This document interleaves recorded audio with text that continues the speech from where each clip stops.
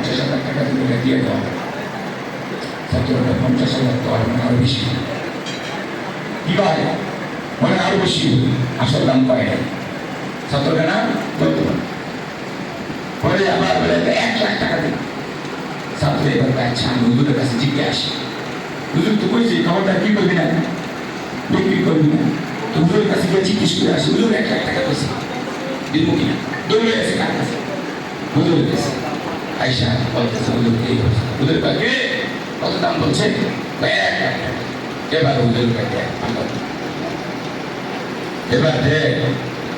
কথা বলি তুই তো এই মুখটাকে নিয়ে প্রথমে গেছিলি প্রথমে